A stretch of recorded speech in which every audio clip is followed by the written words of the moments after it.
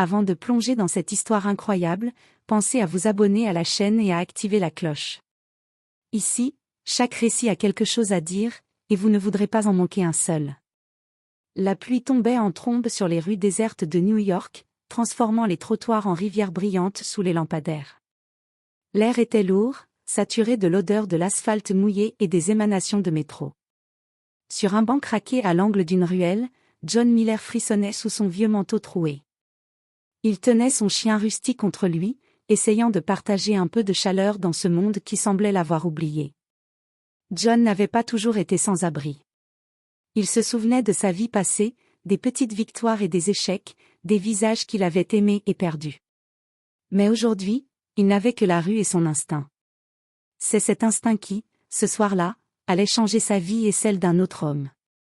De l'autre côté de la ville, dans un penthouse étincelant qui dominait les lumières de Manhattan, Mark Jefferson, un millionnaire célèbre dans la tech, ajustait sa cravate devant un miroir en marbre. Sa femme, Victoria, préparait un dîner luxueux et des cadeaux coûteux pour masquer ses véritables intentions. Mark ignorait qu'un piège mortel l'attendait à sa porte d'entrée.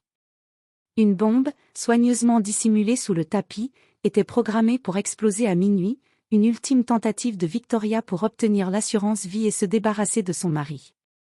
C'est alors que John, cherchant un abri pour la nuit, passa devant la maison.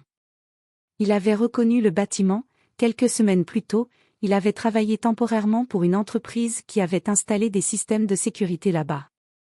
Et ce qu'il avait vu alors l'obsédait depuis, Victoria manipulant un objet suspect dans l'entrée principale, un sourire glacé aux lèvres. Quand il vit Mark approcher de la porte principale, sans méfiance, John n'hésita pas une seule seconde. Tremblant de froid et d'adrénaline, il courut sur le trottoir glissant et cria. « Ne rentrez pas. Votre femme a mis une bombe. » Mark se figea. La pluie battait son visage, mais ses yeux restèrent fixés sur cet inconnu trompé, un sans-abri qui semblait en savoir plus que quiconque. Son cœur s'emballa, partagé entre le doute et la peur. Quelques secondes suffirent pour que le monde s'arrête autour de lui. John, haletant, tendit le bras pour indiquer un passage sécurisé à côté de l'immeuble. « Venez avec moi, et vite. Sinon, vous n'aurez jamais cette chance. » Ce soir-là, deux mondes que tout séparait allaient se heurter, celui d'un homme riche et puissant, persuadé de contrôler sa vie, et celui d'un homme brisé par la vie, mais guidé par un instinct qui allait sauver le destin de l'autre. Une nuit de pluie, une bombe, et une décision qui allait changer tout. La pluie continuait de marteler les toits et les trottoirs, mais John Miller avançait avec assurance dans les ruelles étroites, son manteau trempé collant à sa peau. Mark Jefferson le suivait, hésitant à chaque pas, toujours abasourdi par ce qu'il venait d'entendre. « Pourquoi devrais-je vous croire ?» cria Mark par-dessus le vacarme de l'orage. « Parce que si vous ne me suivez pas, vous allez mourir dans 10 minutes, répondit John avec un calme étonnant, pointant la porte principale de l'immeuble. Mark avala difficilement sa salive. Ses yeux passaient de John à l'entrée luxueuse de sa maison, illuminée par des lampes dorées. Il n'avait jamais imaginé que Victoria, sa femme, pourrait le trahir de cette manière. Et pourtant, chaque mot de John semblait chargé de vérité. Ils se réfugièrent dans un parking souterrain abandonné. L'odeur de l'humidité et du béton froid remplissait l'air. John, haletant, s'adossa à un mur et sortit un petit carnet froissé de sa poche. « J'ai travaillé dans votre immeuble, quelques semaines. J'ai vu tout ce qu'elle a prévu, la bombe, le moment exact de l'explosion. Tout est calculé pour ce soir à minuit, expliqua John, les yeux brillants sous la pluie et la peur. Mark sentit son cœur se serrer. Il avait toujours pensé que sa fortune et sa sécurité suffiraient à le protéger, mais ce soir, il comprit à quel point il était vulnérable. « Comment un sans-abri sait tout ça ?» murmura-t-il, presque pour lui-même. « Je me cache, j'observe, et je ne me laisse jamais la voir. »« Vous feriez mieux de me faire confiance, » répondit John, ferme. Le temps filait. Les aiguilles de l'horloge intérieure de Mark semblaient battre de plus en plus vite. Chaque seconde comptait. Ensemble, ils mirent au point un plan. John connaissait un passage secondaire, un ancien accès de service qu'aucune caméra ne surveillait, qui menait directement à l'intérieur de la maison sans passer par la porte principale. Marc hocha la tête, réalisant que sa survie dépendait désormais de cet inconnu trempé, aux mains calleuses mais à l'esprit clair. Alors que l'horloge approchait de minuit, ils quittèrent le parking, s'engouffrant dans le passage étroit et sombre. Les murs de béton semblaient se refermer sur eux, mais John avançait avec une précision étonnante. Chaque pas rapprochait Marc de la vérité, et de la confrontation avec celle qu'il avait jadis aimée. Le passage secret débouchait sur un couloir faiblement éclairé, au fond de la maison. Mark Jefferson avançait avec précaution, le cœur battant à tout rompre.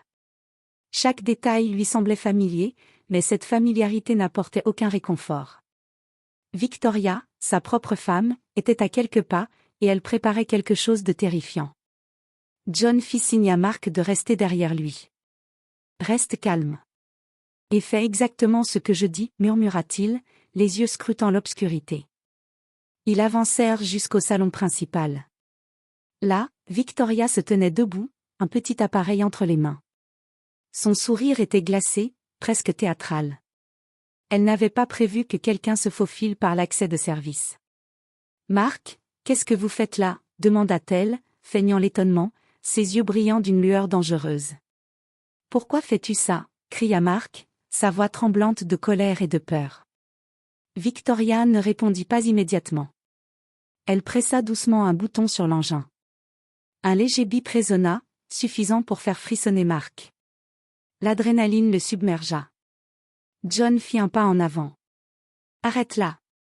Elle va déclencher la bombe. » Marc sentit l'urgence, il devait agir, mais il était paralysé par l'incrédulité. John, en revanche, semblait calme, presque détaché. Avec des gestes précis, il utilisa un petit outil trouvé dans sa poche pour ouvrir l'appareil. Les fils compliqués s'étalaient devant lui, et chaque seconde était critique.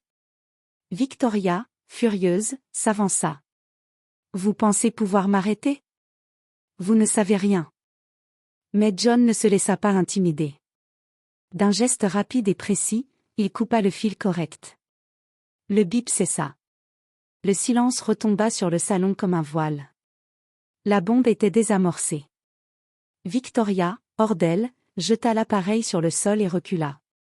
Marc, encore sous le choc, réalisa l'ampleur de ce qui venait de se passer, sa vie avait été sauvée par un homme qu'il n'aurait jamais cru capable de tant de courage.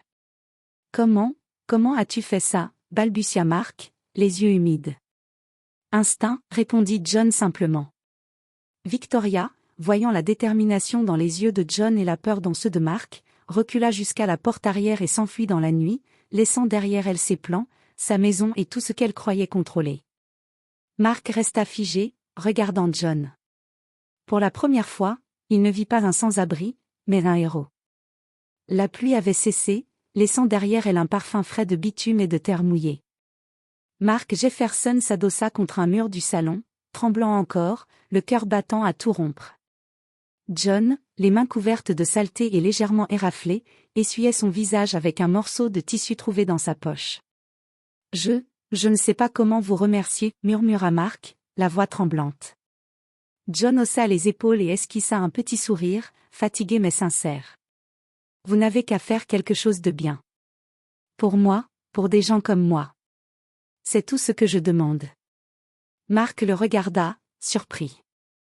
Ce sans-abri, qu'il avait presque ignoré quelques heures plus tôt, venait de lui sauver la vie. Et maintenant, il lui parlait de valeur, de bonté, comme s'il avait vécu plus de vie que n'importe qui dans ce Penthouse doré. « Je ne sais même pas ce que je pourrais faire pour vous, » avoua Marc. « Vous commencez déjà. Vous êtes vivant. Vous avez une chance de changer vos priorités, » répondit John calmement. Marc prit une profonde inspiration. Il repensa à sa vie de luxe, à sa réussite professionnelle, mais aussi à sa solitude et à son aveuglement. Tout ce qu'il croyait solide pouvait s'effondrer en un instant. Et pourtant, ce soir, un homme qu'il n'aurait jamais regardé avait ouvert ses yeux. « Je veux vous aider, » dit Marc finalement. « Un travail, un endroit où vous pourrez, enfin, être en sécurité. » John secoua la tête. « Non. Je n'ai pas besoin de ça. J'ai ma liberté. Mais, restez juste fidèle à vous-même. Faites ce qui est juste, Marc. Pas pour moi, mais pour vous. » Mark sentit une émotion qu'il n'avait jamais connue, le respect.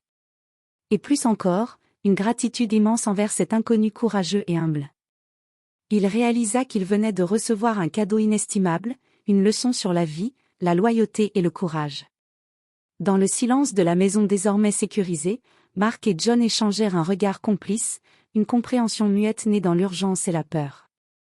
Ce lien improbable, forgé dans la pluie et la menace de mort, ne disparaîtrait jamais. Alors que les sirènes de police retentissaient au loin, Victoria avait disparu, mais sa trahison laissait derrière elle une leçon claire: le vrai courage et la véritable valeur ne se mesurent pas à l'argent ou au pouvoir, mais à l'âme et aux actes. Mark Jefferson, pour la première fois depuis des années, sentit qu'il voulait vivre différemment. Et il savait exactement par qui commencer. Le lendemain matin, New York brillait sous un ciel dégagé. La tempête de la nuit précédente semblait appartenir à un autre monde. Mark Jefferson, pourtant millionnaire, ne se sentait pas triomphant. Il se sentait différent. Transformé. Il repensa à John Miller, le sans-abri courageux qui avait risqué sa vie pour le sauver. Mark prit une décision qui allait changer sa vie autant que celle de John. Il voulait utiliser sa fortune pour faire le bien, pour aider ceux qui, comme John, vivaient dans l'ombre de la société. Mark se rendit immédiatement dans un centre d'accueil pour sans-abri. Les visages tristes et fatigués qu'il rencontra la semblaient figés dans l'injustice et l'abandon. Il se souvenait du regard de John, calme, fier, résigné mais jamais brisé. Quelques jours plus tard, John, toujours fidèle à sa liberté, refusa l'offre d'un logement luxueux et d'un emploi confortable. Mais il accepta une chose, un partenariat avec Mark pour créer un programme d'aide aux sans-abri, leur offrant sécurité, formation et opportunités, tout en respectant leur indépendance. Mark Jefferson devint plus qu'un millionnaire, il devint un symbole de changement, un homme capable de comprendre que la vraie richesse ne se mesure pas en dollars mais en vies sauvées, en espoir redonné. Quant à John, il resta dans les rues, mais plus jamais seul. Partout où il allait, il voyait l'impact de son acte courageux, des hommes et des femmes trouvaient de l'aide, des sourires, et surtout, une seconde chance. Et dans ce lien improbable entre un riche millionnaire et un homme sans abri, une vérité s'imposa. Parfois, les héros viennent des endroits les plus inattendus, et ceux que l'on croit perdus sont souvent ceux qui changent le monde. Le soir, Mark s'assit dans son salon, regardant le ciel de Manhattan. Il pensa à John et murmura: « Merci, pour m'avoir sauvé, mais surtout pour m'avoir montré ce qui compte vraiment. » Et dans une ruelle, loin des lumières, John sourit à Rusty et pensa la même chose. « Je n'ai rien, et pourtant, ce soir, j'ai tout donné. » Leur destin, lié par le courage et la confiance, venait de créer une histoire que personne n'oublierait jamais.